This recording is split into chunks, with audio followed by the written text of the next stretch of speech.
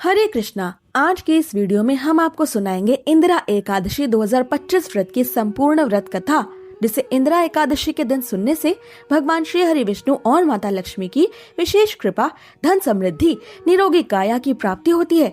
आपसे प्रार्थना है कि ये कथा अंत तक अवश्य सुने, क्योंकि अधूरी कथा सुनने से पाप लगता है। और कथा शुरू होने से पहले हमारे चैनल को सब्सक्राइब करके कमेंट्स में जय श्री कृष्णा अवश्य लिख दें।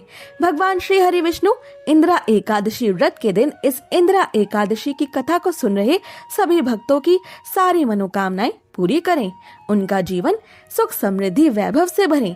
तो आइए अब शुरू करते हैं इंदिरा एकादशी 2025 की व्रत कथा।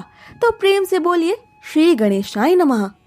श्राद्ध पक्ष में आने वाली ये पहली एकादशी होने के कारण इंदिरा एकादशी व्रत साल के सबसे पुण्यदायी और विशेष एकादशियों में से एक माना गया है। इस एकादशी का व्रत करने से व्यक्ति को अपने पितरों की भी कृपा और वरदान प्राप्त होते हैं। पितृलोक से ऐसे मनुष्य के पितर उससे प्रसन्न होते हैं जो उनके लिए इस एकादशी का व्रत करते हैं।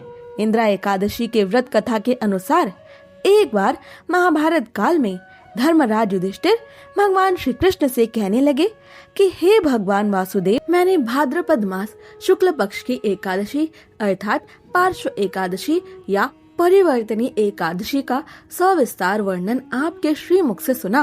अब आप कृपा करके मुझे आश्विन क्वार मास के कृष्ण पक्ष की एकादशी के विषय में भी बतलाइए। इस एकादशी का क्या नाम है तथा इसके व्रत का क्या विधान है? इसका व्रत करने से किस फल की प्राप्ति होती है? भगवान श्री कृष्ण कहने लगे कि आश्विन कृष्ण पक्ष एकादशी का नाम इंदिरा एकादशी है। ये एकादशी पापों को नष्ट करने वाली तथा पितरों को अधोगति से मुक्ति देने वाली होती है। हे राजन, ध्यान पूर्वक इसकी कथा सुनो। इसके सुनने मात्र से ही वाजपेय यज्ञ करने का फल प्राप्त होता है। प्राचीन काल में सतयुग के समय में महिष्मती नाम की एक नगरी में इंद्रसेन नामक एक प्रतापी राजा धर्म पूर्वक अपनी प्रजा का पालन करते हुए शासन करते थे। वह राजा पुत्र, पौत्र और धन आदि से संपन्न और भगवान विष्णु के परम भक्त थे।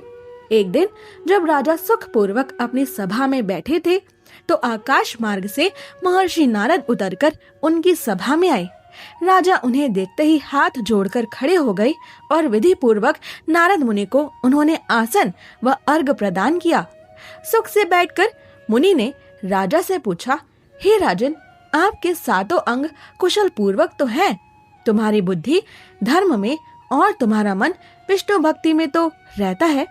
देवर्षि नारद की ऐसी बातें सुनकर राजा ने कहा, हे महर्षि, आपकी कृपा से मेरे राज्य में सब कुशल है तथा मेरे यहाँ यज्ञ कर्मादि सुकृत हो रही हैं। आप कृपा करके अपने आगमन का कारण कहिए। तब ऋषि ने कहा, हे राजन, आप आश्चर्य देने वाले मेरे वचनों को सुनो। मैं एक समय ब्रह्मलोक से यमलोक को गया।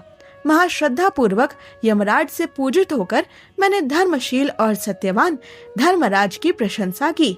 उसी यमराज की सभा में महान ज्ञानी और धर्मात्मा तुम्हारे पिता को एकादशी का व्रत भंग होने के कारण मैंने बैठा देखा। उन्होंने संदेश दिया, सो मैं तुम्हें कहता हूँ।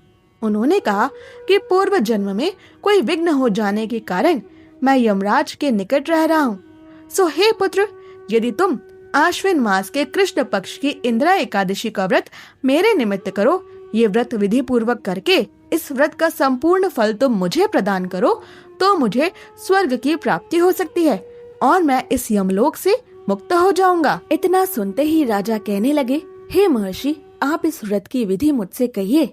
नारद जी कहने लगे, आश्विन मास के कृष्ण पक्ष की दशमी तिथि के दिन प्रातः काल श्रद्धा पूर्वक स्नान आदि से निवृत्त होकर पुनः दोपहर को नदी आदि में जाकर स्नान करें। फिर श्रद्धा पूर्वक पितरों का श्राद्ध करें और एक बार भोजन करें।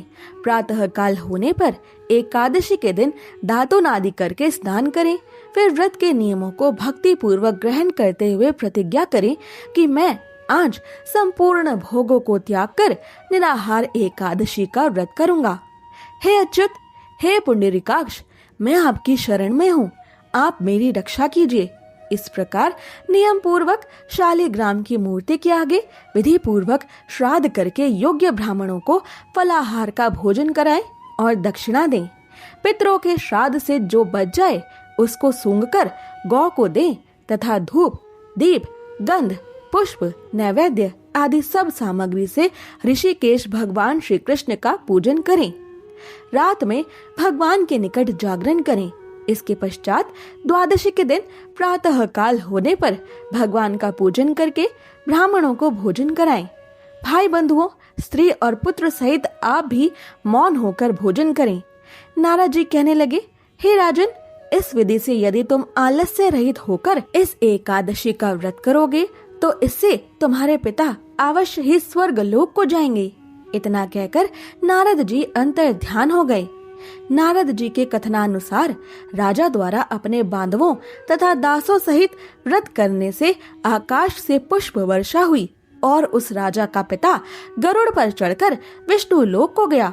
राजा इंद्रसेन भी एकादशी के व्रत के इस प्रभाव से अत्याधिक आश्चर्यचकित रहे और इस व्रत के पुण्य फल उन्हें भी प्राप्त हुए, जिससे वो निष्कंटक राज्य करके अंत में अपने पुत्र को सिंहासन पर बैठाकर स्वर्ग लोक को चले गए। हे सम्राट युधिष्ठिर, ये इंद्रा एकादशी के व्रत का महात्म्य मैंने तुमसे कहा। इसके पढ़ने और सुनने से मनुष्य सभी पापों से छूट जाता है और सब प्रकार के भोगों को भोगकर ऐसा मनुष्य अपने जीवन के अंत में वैकुंठ लोक को अवश्य ही प्राप्त कर लेता है। तो प्रेम से बोलिए, जय श्री कृष्णा। अब सुनिए एकादशी माता की कथा, जिसे सुने बिना एकादशी का व्रत पूरा नहीं माना जाता। समस्त विश्व में कोई ऐसा नहीं जो एकादशी व्रत की महिमा ना जानता हो। सभी व्रतों में सर्वश्रेष्ठ एकादशी व्रत है। सतयुग में शंखासुर नामक राक्षस का एक मोर नामक दैत्य पुत्र था। शंखासुर का वध भगवान विष्णु ने किया था और इससे मोर को बड़ा दुख हुआ था। इसका बदला लेने के लिए वो वन में जाकर घोर तपस्या करने लगा। उसकी तपस्या से ब्रह्मा जी संतुष्ट हुए और विवश होकर उन्होंने उसे वरदान दिया। उसने ये वरदान प्राप्त किया कि उसे कोई भी देवता, दैत्य, मुनि, मनुष्य, शिव या विष्णु हानि ना पहुंचा सके, किसी के हाथों उसका वध ना हो सके। ये वरदान पाकर मोर अत्यंत बलवान हो गया। वरदान मिलने के बाद मोर दैत्य जिस भी लोकपाल के पास जाता उसे परास्त कर देता। उसने समस्त लोगों पर अपना अधिकार कर लिया। इसके बाद उसने सब लोकपाल के पदों पर दैत्यों और राक्षसों को नियुक्त कर दिया। उसने सभी ब्राह्मणों, भक्तों, गायों को सताना, उनका वध करना और अत्याचार करने शुरू कर दिए। दुखी होकर सभी देवता भगवान शिव शंकर के पास गए और उनसे रक्षा की याचना की। भगवान शंकर जी ने सबको आश्वासन दिया और उन्होंने देवताओं के साथ मिलकर मोर को ललकारा। इसके बाद बहुत भयंकर संग्राम हुआ, लेकिन उसमें विजय मोर दैत्य की ही हुई, क्योंकि उस पर ब्रह्मा जी का आशीर्वाद था। दैत्यों की बढ़ती सेना देखकर भगवान को याद किया गया। भगवान श्री विष्णु देवताओं के स्मरण पर प्रकट हुए और देवताओं ने उनसे रक्षा करने की प्रार्थना की। भगवान श्री विष्णु जी ने सुदर्शन चक्र को मोर दैत्य पर छोड़ दिया, लेकिन ब्रह्मा जी का वरदान प्राप्त होने के कारण सुदर्शन जी ने मोर की परिक्रमा की और भगवान विष्णु के हाथों में वापस आ गए।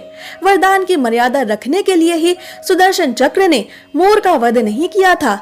हाहाकार मच गया। सब सोचने लगे कि अब क्या होगा। सब देवता भगवान विष्णु से प्रार्थना करने लगे। विष्णु जी संग्राम छोड़कर भाग गए और मोर ने गदा लेकर भगवान का पीछा किया। भगवान भागकर बद्रिकाश्रम में आ गए और एक गहरी एकांतिक गुफा में जा छिपे। मोर ने गुफा में प्रवेश करके दहाड़ लगाई कि कहाँ है भगवान विष्णु। भगवान विष्णु थक गए थे, उन्हें नींद आने लगी और वो सो गए। उसी समय भगवान विष्णु के हृदय से एक कन्या रूप में एक दिव्य शक्ति प्रकट हुई। उसने अपने परम तेज एवं दिव्य शक्ति से एक ही क्षण में मोर दैत्य का सेना सहित नाश कर दिया। देवताओं ने पुष्पों की वर्षा की और उस देवी की स्तुति की। स्तुति सुनकर भगवान विष्णु भी जाग गए। भगवान विष्णु ने देवताओं से पूछा कि आप सब किसकी स्तुति कर रहे हो, क्या हुआ है? देवता बोले, प्रभु आपके हृदय से ये कन्या प्रकट हुई और इसने सभी दैत्यों का नाश कर दिया और मोर दैत्य का भी इसने अंत कर दिया। भगवान ने कहा कि ये कन्या जो मेरे हृदय से प्रकट हुई है, ये एकादशी तिथि को प्रकट हुई है, इसलिए इस कन्या का नाम आज से एकादशी होगा। प्रभु ने एकादशी को अष्ट सिद्धियों और 9 निधियों की स्वामिनी होने का आशीर्वाद दिया। प्रभु ने एकादशी से कहा, तुम में इतना सामर्थ्य होगा कि जो तुम्हारा व्रत रखेंगे उनके चरणों में मोक्ष लौटेगा। वो निष्पाप हो जाएगा, वो बड़ा पुण्यात्मा होगा, उसे गोविंद के चरणों की भक्ति प्राप्त होगी, उसे जो चाहेगा वो मिल जाएगा। और यदि कोई किसी भी चीज की कामना नहीं करेगा तो उसे मेरी भक्ति प्राप्त हो जाएगी।